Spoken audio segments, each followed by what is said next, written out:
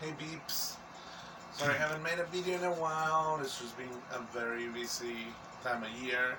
It's probably gonna be a bigger while before I make another one because taking a full load this semester, plus full-time job, plus trying to stay mentally healthy, and friends and family and all that jazz. It's just not happening. so, but I wanted to say hi. I wanted to say I just did an amazing convention this past weekend, San Japan. I volunteer with them every year, and it's my favorite convention to go to because it feels like a home away from home. I get to see a lot of friends, and I get to see a lot of people and a lot of cosplay, volunteer, helping out with lines, helping out with whatever they may need. It's an experience that's life changing. If you've never volunteered for a con, I highly recommend it because they usually give you a lot of amenities. But I want to talk about my first adjective. My first adjective is I'm pagan. What does that mean? That means that I am a witch. I chose that term for myself because of the kind of magic that I practice. Now, there is a lot of questions about, are witches females and wizards males or warlocks are males? Well, not necessarily. Everybody has their own definition, and you are free to choose whatever path you want. Um, the reason why I like paganism is because it's not an organized religion. It's a very disorganized religion. I um, get to choose and pick what I believe and what I like and form my own belief system from that. So, this weekend at the convention, I met a lot of people who had a lot of questions and a lot of interesting points about paganism. I'm actually considering doing a panel for next year's San Japan's for paganism in anime, and a lot of the interpretations that we have in anime are very accurate to what we actually believe. Um, so, let me introduce you guys to my goddess. This is Aphrodite. Let's see. Aphrodite, goddess of love. It was a gift from a friend of mine who brought it for me from Greece, actually.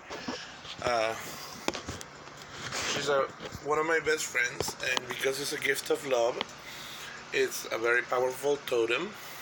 Um, she is the one that I pray to for almost anything in my life. Is love, friendship, sex, music, the sea. I live in a water town, Corpus Christi.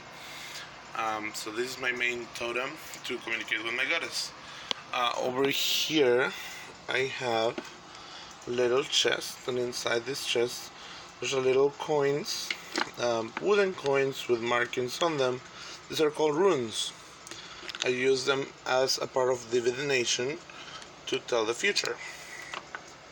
Over here, I have a crystal that I use for scrying. I have my wands that I use to channel energy. I have a little this is a thing I got at Walmart just to put offerings for my goddess. Over here in this giant wooden box, I have a few candles, blessed candles, and a little book of shadows where I write the things that I've learned, the things that I've gone through, the lessons that I have to remember, because sometimes just because you learn a lesson doesn't mean you understand it completely. So it's good to revisit the things that you've learned. And as a witch, I highly recommend writing your things down and going through them again every now and then, just so you can revisit where you've been, so you don't have to go through it again. Over here, these are one of my tarot card sets. I actually have a collection of tarot cards, and I use them to predict the future, to do a little bit of divination. So my path or my channel is omnism. I believe there is no absolute truth. So whatever is true to me, that is my truth. Whatever is true to you, that is your truth. And whatever you believe in, it has power because you give it power. So just because we have a different belief system doesn't make mine any lesser or your any lesser. I've met a lot of people that tell me, "Oh well, I'm a Christian. Are you sure we can be friends?" And I'm like, yes, of course, definitely we can be friends. Whether you're a Mormon, a Christian, Satanist, your belief system has to make sense to you and to no one else. And I encourage people to search for something that fulfills their needs. Spirituality is a need that we need fulfilled, and everybody's a different individual. We don't have a one-size-fits-all religion because we're not a one-size-fits-all people. You have to question your own beliefs. You have to look through your own beliefs and find what best suits you. If that is Satanism, awesome. If that is Christianity, perfect. If that is Buddhism, whatever. Even the flying spaghetti monster is a religion on its own, and if that's what you need for your spirituality, then go for it. I'm gonna support you 100%, no matter what you believe. The only problem is when your beliefs start to conflict with your everyday life and what other people do.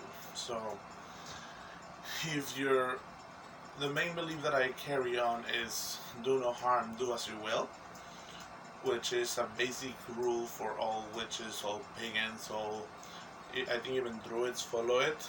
Sorry if I'm speaking for the wrong people, but I think they do believe that. Do no harm, do as you will. What does that mean? That means that you can do whatever you want. You can have sex on the beach, you can run away with your buddies, you can have a homemade altar without any penalties. As long as you're not hurting anybody, you're fine. So I know this is not enough to cover all of paganism, and it's not enough to cover all of what I believe in, but this is a sample of my spiritual self. So if you guys like the video, please leave some comments below. Let me know what should I do next out of my 7 adjectives, and thank you for watching. Have a wonderful day.